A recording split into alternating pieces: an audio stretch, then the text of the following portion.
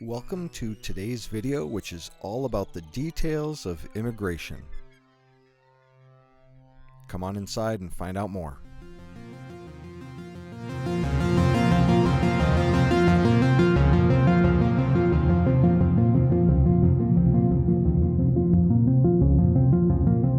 Hello everybody. As I said, this chapter is on immigration.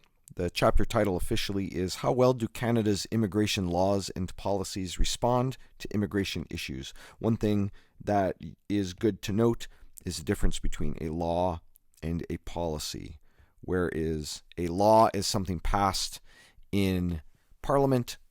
There's consequences. There's usually jail time, fines, something like that. You break the law, you break the rule. There's a certain thing in the Criminal Code of Canada for a punishment. A policy is just a practice, we could say, of the government for enacting things to help make sure that the laws happen. So for instance, maybe the law is that you have to connect your seatbelts. Okay, you have to wear seatbelts when you're in your car. That's a law. If you don't do it, you're going to get in trouble. A policy might be your family's way of making sure that that happens. For us in our car, before I leave, I always ask, does everybody have their seatbelt done? And, people in the car say yes, and then we go. Not doing the policy isn't breaking the law. It's just a way to make sure that the law happens. That's kind of the way I think about it. So a policy is just a practice that goes on.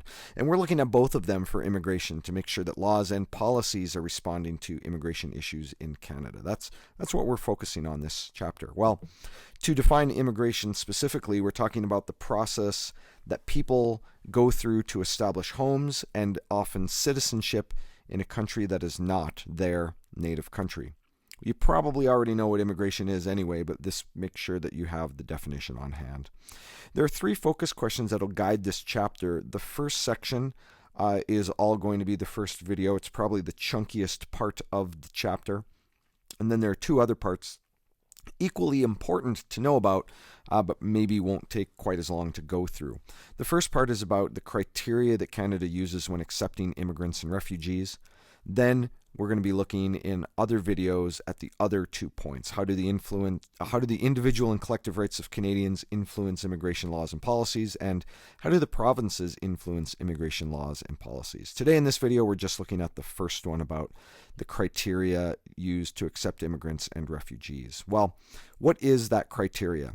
First, before we actually get into the criteria, we need to know what the objectives are. What are we trying to do with immigration before we even come up with any kind of criteria for it? Well, this is the list of some of the objectives of immigration here in Canada. We're supposed to pursue social, cultural, and economic benefits. Don't forget that when we're talking about economic benefits, we're going to be talking about money. So how does this help the country prosper economically, which leads us back into that, right? These are kind of mutually beneficial here in the way that they help Canada in so many different ways. One of them is through economics. Some of them are through our society, through cultural understanding, cultural knowledge, being able to be a pluralistic society. We are supposed to be respecting the bilingual and multicultural character of Canada. We're supposed to be making sure that Canada stays bilingual, so for French and English, but also multicultural, meaning that we are a country made up of cultures from all around the world. That Canadian doesn't mean one thing culturally. It has two official languages, but it means many things culturally. We're supposed to support and continue the development of the official language minority communities. For the most part, the official language minority communities we'll be speaking about are going to be French. That could be Anglophone communities as well, but for the most part, throughout most of Canada, we're going to be dealing with French as the official language minority. We already kind of talked about the support of a prosperous economy. We'll talk about that more in future slides, how that comes in. One of the main goals of immigration is to reunite families, to make sure that we're pulling people back together once again. If you're listening to this video and you or your family are an immigrant, maybe mom or dad came to the country first, then brought the family later, and we try to make it easy in finger quotes to reunite families here in Canada, to bring other people in. The contrast to that might be something like you've seen or heard about with the United States, with people from Latin American countries coming into the United States and then trying to bring their families in. The U.S. does not make that very easy. It tries to make that difficult for them. Canada, we try to reunite families where possible. And then the last point's a little bit wordy, but it says a successful integration, and remember the integration is to be able to form like a greater society where everybody, they keep their individual identities, but they're able to work together. They're able to live together. There's not separate communities that are completely islands unto themselves. We do here in Edmonton, where I'm recording this, we have communities where there might be a lot of different, Somalians, or there might be different Chinese people, or there might just be a whole lot of white Europeans or things like that. But those communities don't exist independently of each other. That's still in a broader context of Edmonton. We're integrated to one another. We all respect the same laws. We all go to the same schools, that kind of a thing. So that's the first part. And then the second is to recognize the fact that when we talk about immigration in Canada, it's not a one-way street. There are mutual obligations, meaning it's a back and forth between the immigrant and Canada and the immigrant. The immigrant has to follow the rules, pay taxes, do all the things that immigrants have to do in terms of paperwork and blah, blah, blah. To be an immigrant to Canada, they have the weight to lift as well. But Canada also has some lifting too, to help out the immigrant, to in some cases provide support, jobs, maybe language classes,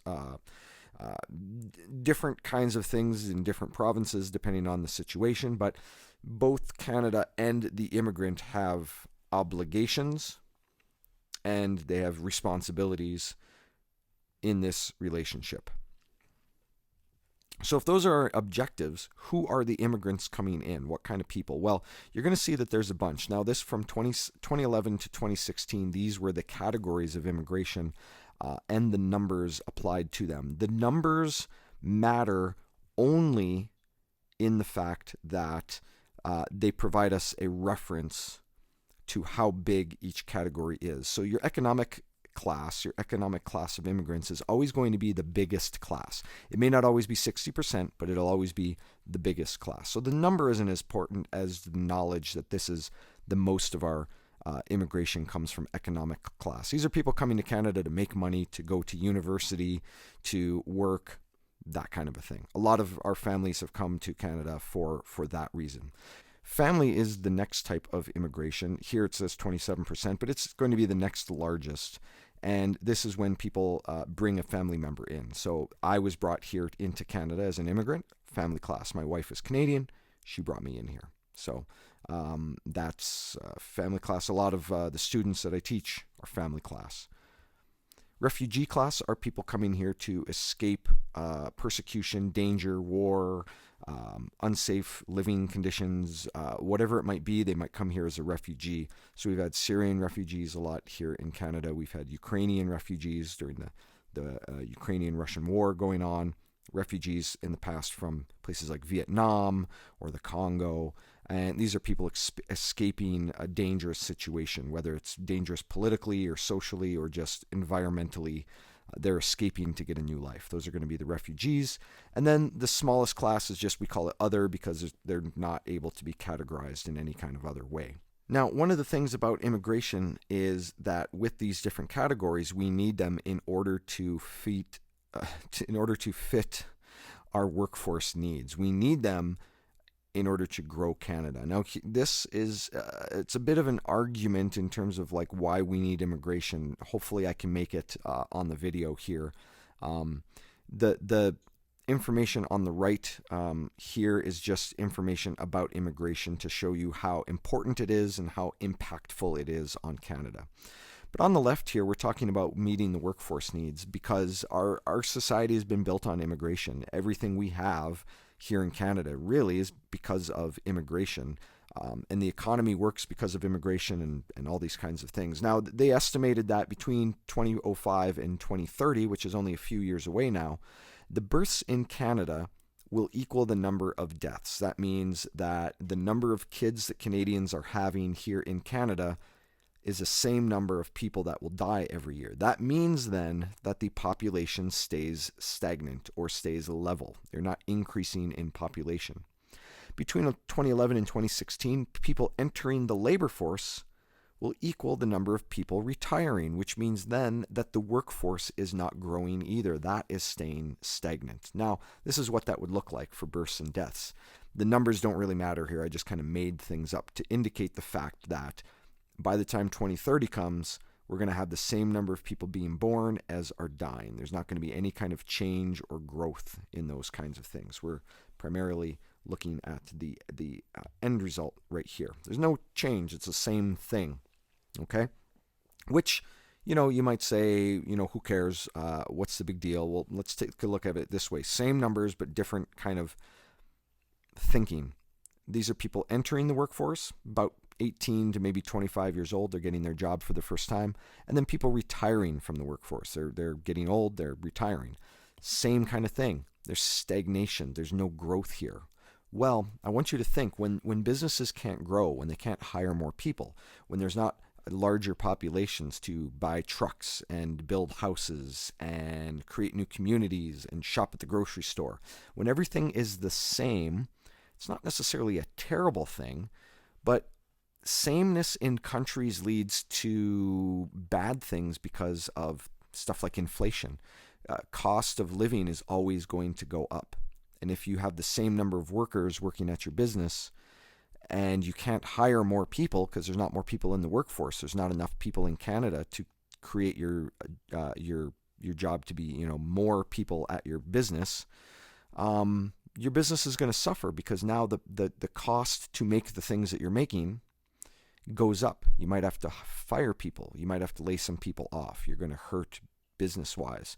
So you always want to be able to hire more people so that you can make more products so that you can deal with higher costs and expand your business. And it's kind of this big cycle that we go through.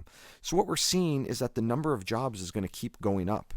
There's new and creative jobs being formed every day in all kinds of sectors of the workforce. But if we don't have people to enter that workforce, we have a giant hole right here. All these jobs available and no one to take them. That means Canada cannot grow economically. We cannot compete against other countries.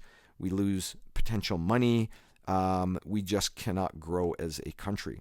So where are we going to get that growth? The answer is going to be immigrants. We have to have immigrants to help fix this hole. So I'm going to write immigrants in here to make you think, where do we get that job growth because we don't have population growth? We get it through immigration. This is just a little example. You can read through this on your own to think about this very same issue about workforce, people entering jobs, things like that. This is the landscape of jobs last year in 2022, just some of the new kind of jobs emerging. There's going to be more jobs emerging every year. This shows the fact that new and creative things are happening all the time. And they're more advanced, they're more technical, they're also much more creative. Lots of stuff, especially these days with AI and machine learning specialists, software application developers, right? Even big data specialists and digital transformation specialists, new technology specialists, organizational development specialists. Look how many specialists there are in that list. That means people who really know their job well and are very good at it. What's declining down here are the jobs that you don't need as much education for, the jobs that you can kind of just pick up and leave. There's going to be less and less of those kinds of things because they're being automated. Robots are doing them. Machines can do them for us, so why should we do them? This is the job force that you're going to be entering. There's going to be a lot less of these types of things and many more types of these coming in. So you will be filling them, but also we'll need immigrants to come and do that. You can pause it on this slide as well to just kind of see all the different types of things and ways immigrants can help out our society. It's not really, I don't need to read it over for you. You can pause it and take a look yourself. So as we move on, we'll be talking about immigration criteria. And, again, pause the video if you're doing this at home and think, if you could be in charge of figuring out what kind of immigration policies would be in place if you were in charge, what would you do? Who would you allow in? Why would you allow these people in? And as that happens, the person next to you, your classmate, how would theirs be different? And should we respect both of those? How do we decide who do we let in? Is it just the government's decision? Is it all of Canada's decision? These are just ideas for you to think about as we go through. Well, Canada has one type of answer, and it is through the points system. Now, there's a quiz we take in class. You can find it for yourself online. It's an immigration points test. And there's different categories that you do. So what it is you're an immigrant, a potential immigrant. You're living in Sri Lanka, and you want to come to Canada. So you want to see, can I even immigrate to Canada? I want to be an economic class immigrant. So you find the test and you take the test. You need 67 points to qualify to be to apply for immigration. One of the things that they look at is they look at your education. How much education do you have? Possible points 25. The more education you have, the better off you'll score, because they want people in Canada that are educated. The lower amount of education you have, the less points. They want to reward people with high educations. Do you have a good ability in either of our official languages, French or English?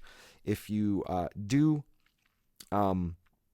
that will score really high. If you have both. If you have one of them, you can, you score decent enough, either French or English. But if you can have French and English, scores even higher, okay? Because they want people to be able to speak one of our official languages. Do you have work experience? What kind of work experiences do you have? Are they full-time? Are they part-time? It goes through some questions and gives you points for that one, because they want people who are experienced. They don't want newcomers here that have never worked before. The older you are, to a certain point, the better off you are. If you're kind of in that sweet spot of 18 to kind of 35, where you're going to be working and you're going to be working for quite a while still in Canada, they're going to get the most amount of points, because they want people who will come here, who will work, who will pay taxes, who will contribute to the economy. You're going to buy cars, you're going to buy clothing, you're going to get a house, you might have kids, that kind of a thing. If you're too old, doesn't mean you can't come into Canada, but you're not going to contribute as much to the economy. In fact, you're probably going to take from the economy with healthcare and other things. So they're looking for people who are young and kind of ready to work. And do you already have employment arranged? Do you have a job lined up? If so, great. If not, it's not terrible, but it's going to be harder to find a job as a brand new immigrant. So if you can line up something ahead of time, that will help. And then the last is adaptability. How can you adapt to Canada? Oh, well, I've already got family here. Awesome. Oh, the job's not lined up for me, but my whole community is here, and I know a place in Toronto where I want to live, and these kinds of things. Great. If you answer nope, I don't know anybody in Canada, I've never been there, I don't know what I'm going to do, you're going to score lower. Okay. So if you get over 67 points, you qualify and you can take the next steps for immigration. I would suggest you try to take this test so that you can see how you do. Answer honestly. You're probably going to fail the test, because if you're watching this video, you're probably in grade 9 and you make a terrible immigrant. You haven't passed grade 9. You don't have any higher education. You don't have any permanent job experience. Your age is too young. You don't have arranged deployment. You probably only speak English, maybe not French. You don't make a very good immigrant on paper that way, of course, because you're too young. But it's just interesting to take it and to see how you would score honestly. And then, take it again and lie and have a little fun with it and see how many points you can get. Live your dream life. Yeah, I'm going to have a PhD and I'm going to be a neuroscientist or whatever. See what you score. So this point system dates back from about 1987, and it only does apply to economic immigrants. If you're family class or refugee, you don't take the test. I didn't have to take this test because I was family class. Economic immigrants, of course, make up the largest portion of immigration, and you need those 67 points to qualify. Now, one of the other things that they look for as you're immigrating is they're looking at your health. So I don't know if you thought of that when you tried to think of requirements for entering Canada, but health is going to be important. They want people to come here and prove that you have good health. So if you're an economic immigrant, you've got to be able to prove that you're going to be healthy enough. So you could be refused if you have things that could put Canadians at risk, like tuberculosis or, COVID. If you're sick with something that can be, passed on to other people, you might be denied. If you have a mental disorder that could endanger public safety, not just spreading a disease, but actually be unsafe to other people, you may get denied. Or if you can put excessive strain on the healthcare system, like HIV or AIDS, where you're going to need a lot of medicine and possible hospitalization. Again, they may not deny you, but they could deny you because they think the cost for bringing you here is going to exceed the amount that they will get out of you, out of taxes and things like that. And it sounds kind of cold to think of it that way, but the Canada government is going to be investing in people for immigration, and so they want to make sure that their investment pays off. And if you're putting too much of a strain in any kind of way on Canada, it's not a great investment for them. So they will consider that and possibly deny you. Okay. One thing that's important to note is that immigration in the past is different than the way we approach immigration today in Canada. In the past, we actually favored immigrants that were from British ancestry and were white Europeans, and we restricted immigration from places in Asia like China and India. We're going to see two examples of those in just a moment.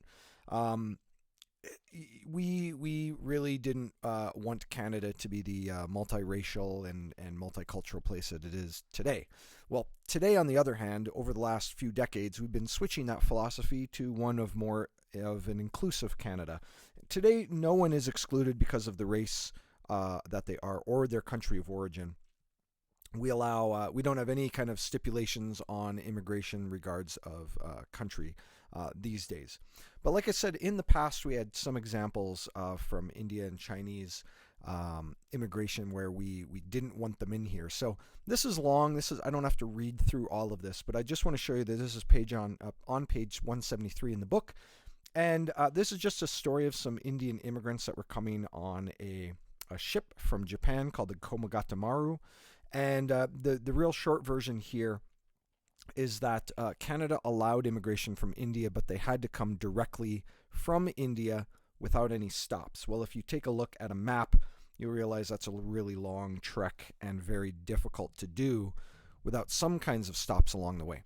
So what happens is this boat comes from India, stops off at Japan, and then comes over here. Well, they landed in the Vancouver port, wouldn't be allowed in. They had to stay there for 2 months in the port. The case got tried, went all the way to the Supreme Court, and lost. And these immigrants were not allowed into Canada because they had stopped, and we didn't allow immigrants from India that way. This was, of course, a way to be, very kind of racist in our policies in Canada without being directly. Like, we didn't say we don't want Indians. We just said Indians are not allowed if they stop along the way. And because that was nearly impossible, it essentially shut down all immigration from India. In China, not in China, but our Chinese immigration policy for a while here in Canada, also on page 173, included a thing called a head tax. And this is that immigrants from China had to pay this head tax. No one else did. And this last section about kind of immigration categories and what the requirements are deals with refugees. Refugees are a certain type of immigrant that corresponds to a person who seeks refuge or safety, we could say, in another country because of danger or persecution in their home country. This could be environmental danger, maybe flooding, fire, famine, those kinds of things. Or it could be political persecution. It could be people are trying to arrest them. It could be war, genocide, you name it. If they're having to flee a country because of safety and danger issues, they're probably going to be then a refugee. And that's a different immigration category, of course, than family class or economic immigrants. Now, refugee as an immigration category began in 1951.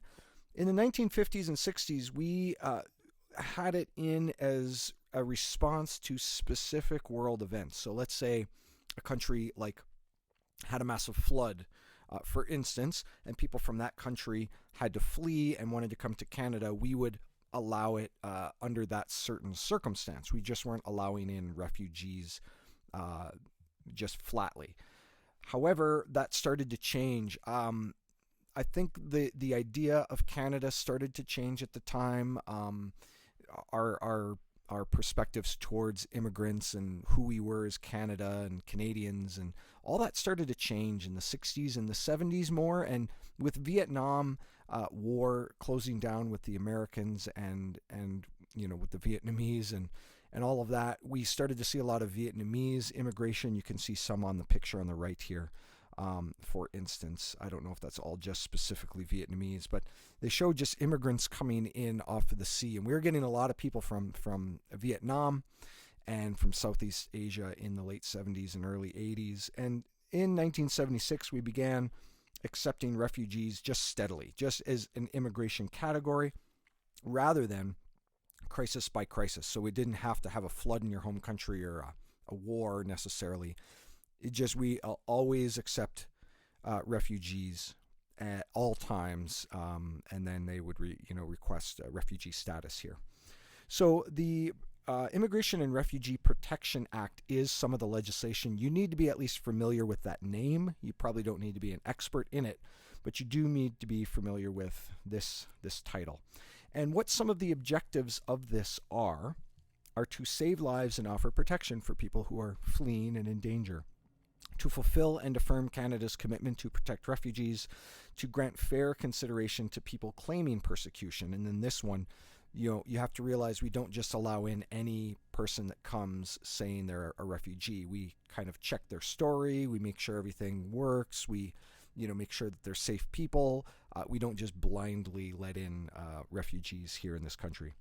And we are supposed to be offering refuge for persecuted people based on their race, based on their religion, political membership, if they're facing torture, some kind of unusual punishment, they're going to be locked up for something that we don't think is an offense to be locked up for instance, their sexual orientation or gender identity or something like that. So we want as a country to be a place where people are safe, they feel like they can come to, and they can find solace here in Canada. And that's some of the objectives of this Immigration and Refugee Protection Act. This is some pictures of some refugees coming into Canada.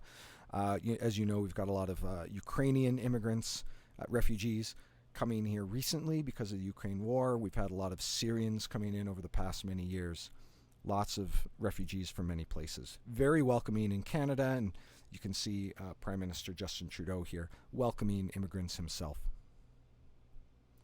Now, this just is a map of showing where some of the immigrants have come from. This is an older map at this point. It's from 2013, but it just shows some of those places. So again, places like Syria aren't on here because this is before not really before, kind of right as the Syrian war was kicking off. And I would think that the number of new claimants who applied this one, the yellow, I would guess, although I don't know for sure, that that's what indicates some of that large number right there, is that was maybe the first wave of Syrian immigrants, or refugees, I should say, Syrian refugees going to other places in Europe and then trying to seek refugee status here in Canada. This is just something to pause on, take a look at, and see what those numbers say.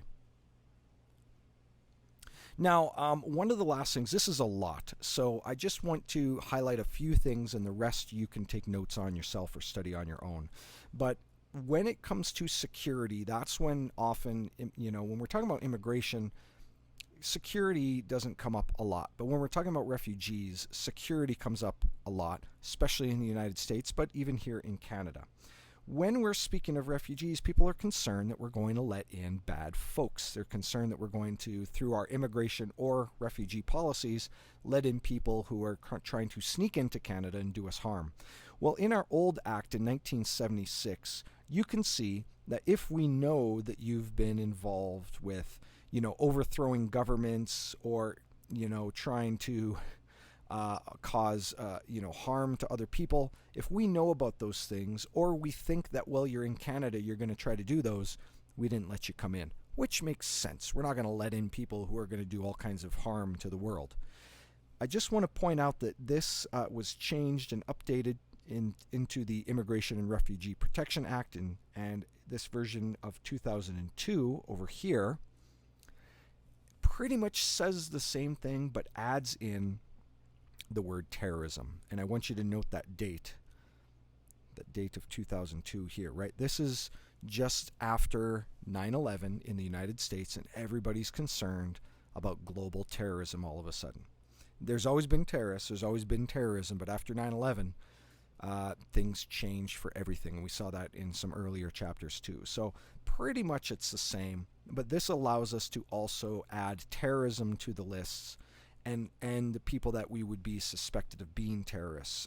For instance, being a member of an organization that there are reasonable grounds to believe engages or has engaged or will engage in things like terrorism. So if you're part of Al-Qaeda or ISIS or things like that, if you're affiliated with them, you're not going to be able to get in. And that's the big update from the earlier Immigration Act. That's pretty much going to do it for this section of the chapter. Keep looking for the other videos that will go along with this one. And thanks so much for watching.